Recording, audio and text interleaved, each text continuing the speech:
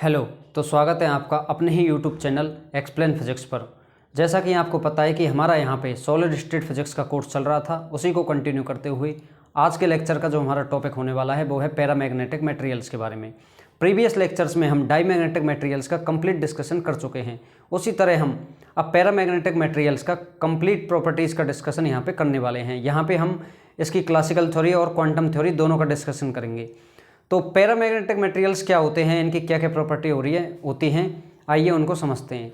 तो जो paramagnetic materials होते हैं वो किसी मैग्नेटिक फील्ड से वीकली अट्रैक्ट होते हैं। जैसे कि मान लो मेरे पास कोई एक पैरामैग्नेटिक मटेरियल है, अगर मैं उसको इनहोमोजीनियस एक्सटर्नल मैग्नेटिक फील्ड में रखता हूं तो वह लो मैग्नेटिक फील्ड रीजन से हाई मैग्नेटिक फील्ड रीजन की ओर मूव कर जाता है। अब यहाँ पे जो इनहोमोजीनियस एक्सटर्नल मैग्नेटिक फील्ड है वो क्या होता है, वो ये होता है कि मान लो किसी जगह पर मैग्नेटिक फील्ड ऑफ लाइन्स की डेंसिटी ज़्यादा है तो उसको हम बोलेंगे हाई मैग्नेटिक फील्ड रीजन। जैसे यहाँ पे मान लो यहाँ पे जो डेंसिटी है मैग्नेटिक फील्ड ऑफ लाइन्स की वो ज़्यादा है तो इसको बोलेंगे अपन हाई मैग्नेटिक फील्ड रीजन। और मान लो इस रीजन में जो है मैग्नेटिक फील्ड ऑफ लाइन्स की डेंसिटी कम है, इसको बोलेंगे लो मैग्नेटिक फील्ड रीजन। तो जब मैं पैरामैग्नेटिक मटेरियल को ऐसे किसी इनहोमोजीनियस फील्ड में रखता हूँ तो वह हाई मैग्नेटिक फील्ड की ओर मूव कर जाता है। और अगर डाईमैग्नेटिक मटेरियल में जो हमने देखा तो वो क्या करता था, रिपेल होता था मैग्नेटिक फील्ड से। सेकंड प्रॉपर्टी हम इसकी देखते हैं कि जो पैरामैग्नेटिक बिहेवियर है वो ऐसे मटेरियल्स में पाया जाता है जिनके अंदर ऑड नंबर ऑफ इलेक्ट्रॉन्स होते हैं। यहाँ पे क्या होते हैं, ऑड नंबर ऑफ इलेक्ट्रॉन्स होते हैं। तो ऑड नंबर ऑफ इलेक्ट्रॉन्स होने से क्या होता है कि जो इलेक्ट्रॉन्स है उनके पेयर नहीं बन पाते हैं, तो यहाँ पे नो पेयरिंग।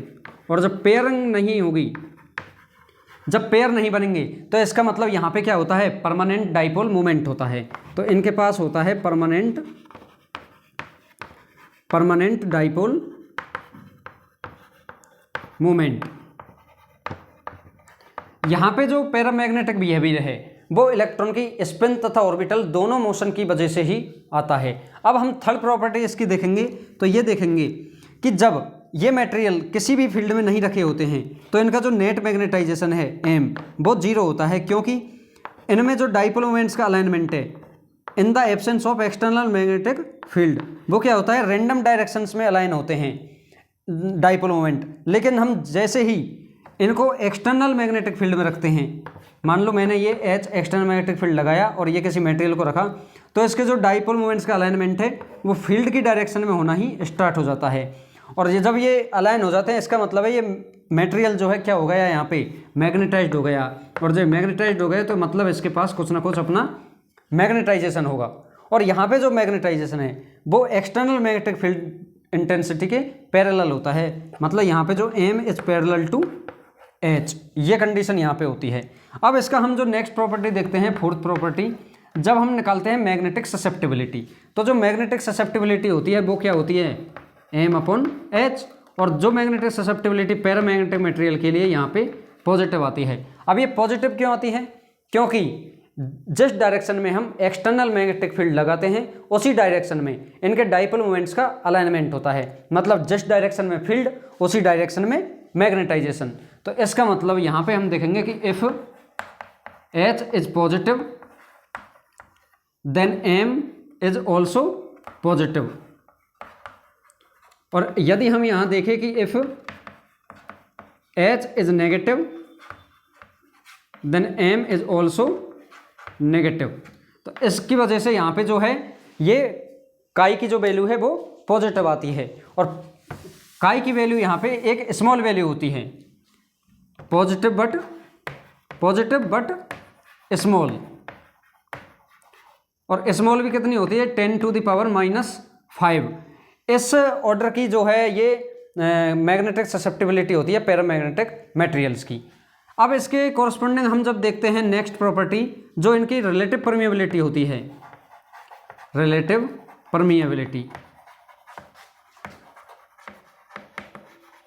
तो रिलेटिव परमिएबिलिटी को हम कैसे लिखते हैं, μr इज इक्वल टू 1 + काई। अब जब हम 1 में किसी पॉजिटिव नंबर को ऐड करते हैं तो जो μr की वैल्यू वो क्या हो जाती है, ग्रेटर देन 1 हो जाती है। तो μr इज ग्रेटर देन 1 यहाँ पे।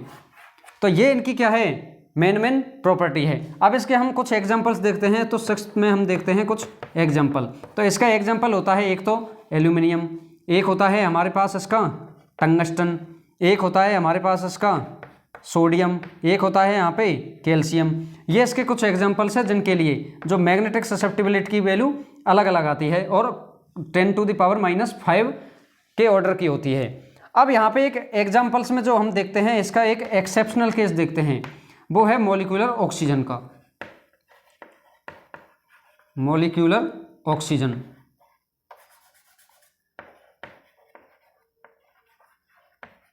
तो मॉलिक्यूलर ऑक्सीजन इसका एक्सेप्शनल केस है क्योंकि जो ऑक्सीजन जो होता है उसके पास इवन नंबर ऑफ इलेक्ट्रॉन्स होते हैं। यहाँ पे इवन नंबर ऑफ इलेक्ट्रॉन्स होते हैं। अब इवन नंबर ऑफ इलेक्ट्रॉन इसका मतलब तो इसको डाईमैग्नेटिक बिहेवियर शो करना चाहिए, लेकिन जो मॉलिक्यूलर ऑक्सीजन जो होता है वो पैरामैग्नेटिक बिहेवियर शो करता है क्योंकि जो ऑक्सीजन है इसकी आउटर सेल में 2 अनपेयर्ड इलेक्ट्रॉन होते हैं और उनकी स्पिन क्या होती है, सेम डायरेक्शन में होती है। तो 2 unpaired electrons in outer shell having spin in same direction। तो मतलब इनकी स्पिन क्या होती है, सेम डायरेक्शन में। इसकी वजह से ये पैरामैग्नेटिक बिहेवियर शो करते हैं। अब ये कुछ इंपॉर्टेंट इसकी हमने यहाँ पे प्रॉपर्टी देखी है पैरामैग्नेटिक मटेरियल की। अब मैं इनको एक साथ लिख देता हूँ, फिर आप इनको स्क्रीन पॉज करके और लिख सकते हो या फिर इनका स्क्रीनशॉट ले सकते हो।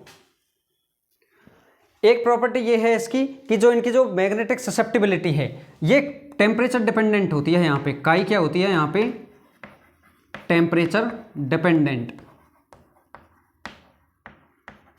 और जो कि इसकी डिपेंडेंसी टेम्परेचर के साथ होती है एंटी प्रोपोर्शनल 1/T। इस तरह से इसकी जो है टेम्परेचर डिपेंडेंसी को हम डिनोट करते हैं।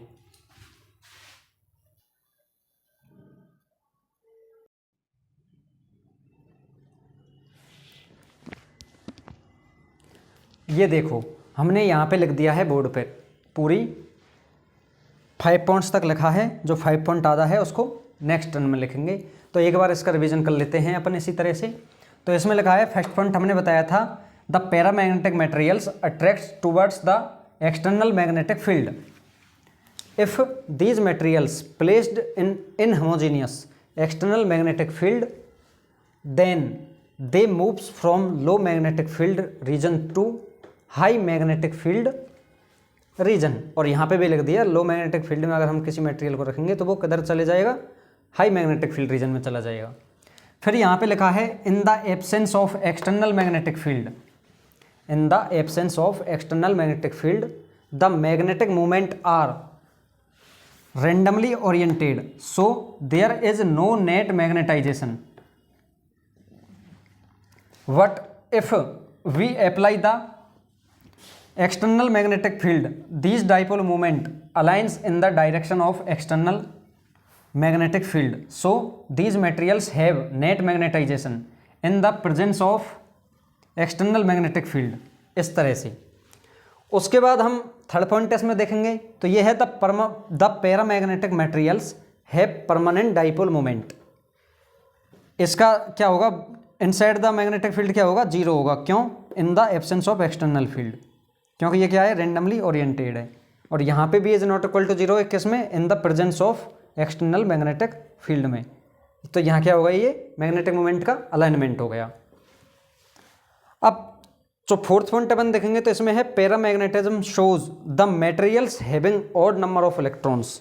ये इंपॉर्टेंट है। इसमें किसमें होता है ये, जिसमें ऑड नंबर ऑफ इलेक्ट्रॉन्स होते हैं, ऑड नंबर ऑफ इलेक्ट्रॉन्स जिसमें होते हैं उन मटेरियल्स में क्या होता है, पैरामैग्नेटिज्म इफेक्ट होता है।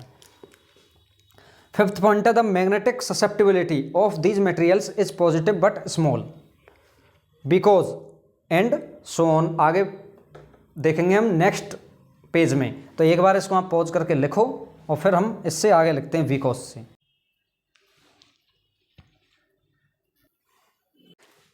ये देखो, अब हम फिफ्थ पॉइंट में जो है आगे इसको लिखेंगे।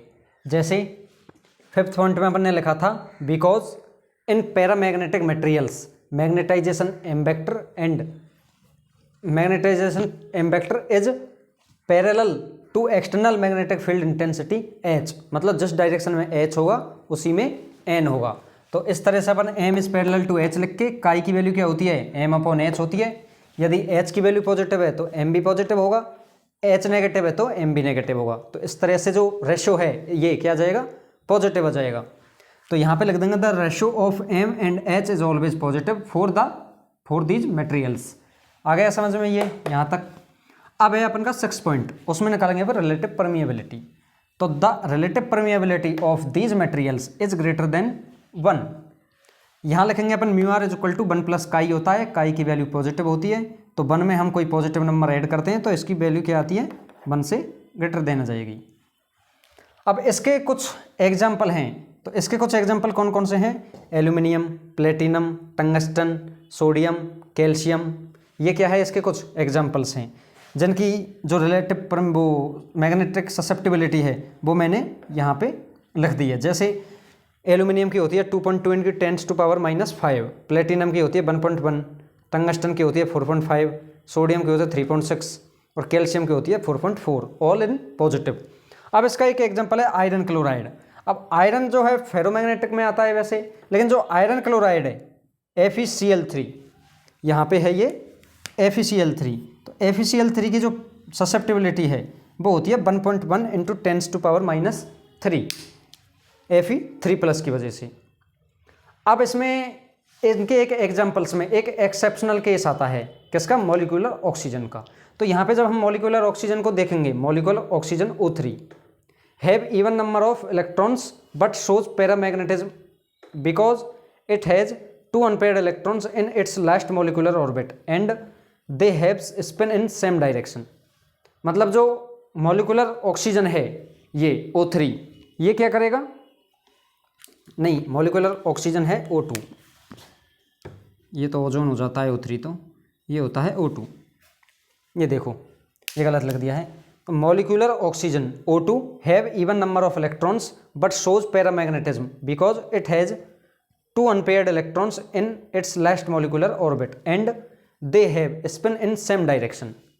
इसका मतलब है कि इसकी जो आउटर जो ऑर्बिट है उसमें इसके पास 2 अनपेयर्ड इलेक्ट्रॉन होते हैं और उनकी स्पिन क्या होती है, सेम डायरेक्शन में होती है या फिर अपोजिट होती। तो अपन क्या कह सकते थे कि उनका मैग्नेटिक मोमेंट क्या होता, कैंसिल हो जाता। लेकिन यहाँ पर स्पिन क्या है, सेम डायरेक्शन में है, और स्पिन का सेम डायरेक्शन में होने की वजह से उनका मैग्नेटिक मोमेंट क्या है, 0 नहीं होगा, कुछ ना कुछ उसके पास मैग्नेटिक मोमेंट होगा। तो उसकी वजह से ये पैरामैग्नेटिज्म इफेक्ट शो करता है। ये तो इवन नंबर ऑफ इलेक्ट्रॉन्स जिनके पास होते हैं वो क्या करते हैं, डाईमैग्नेटिज्म इफेक्ट शो करते हैं। लेकिन जो मॉलिक्यूलर ऑक्सीजन है O2, ये क्या करेगा, पैरामैग्नेटिज्म इफेक्ट शो करेगा।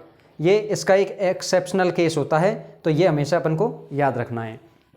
इनकी भी जो मैग्नेटिक ससेप्टिबिलिटी जो मैंने यहाँ पे लिखी है, इनको याद कर रखने की कोई ज़रूरत नहीं है। आप केवल इनका एग्जाम्पल याद रख सकते हो, एल्यूमिनियम, प्लेटिनम, टंगस्टन, सोडियम और कैल्शियम और आयरन क्लोराइड। और ये जरूर याद रखना है जो है अपना ऑक्सीजन वाला, ये इस तरह से। और इसकी जो मैग्नेटिक ससेप्टिबिलिटी है वो होती है 2.1 इंटू 10⁻³ इसकी जो मैग्नेटिक ससेप्टिबिलिटी वो लिखेंगे 2.1 इंटू 10⁻³ ये लिख देंगे। ये है अपन के इसके लिए। 7th point, the magnetic susceptibility is equal to C/T। और ये क्या होता है अपना, काई इक्वल टू C/T, और ये होता है अपना क्यूरी लॉ। इसको हम डिटेल से वैसे डिस्कस करते ही नेक्स्ट क्लास में, लेकिन अपन ने यहाँ पे एक लिख लिया है। तो अब इसका मैथमेटिकल डेरिवेशन जो है हम नेक्स्ट क्लास में करेंगे। तो तब के लिए धन्यवाद, राम राम, थैंक यू।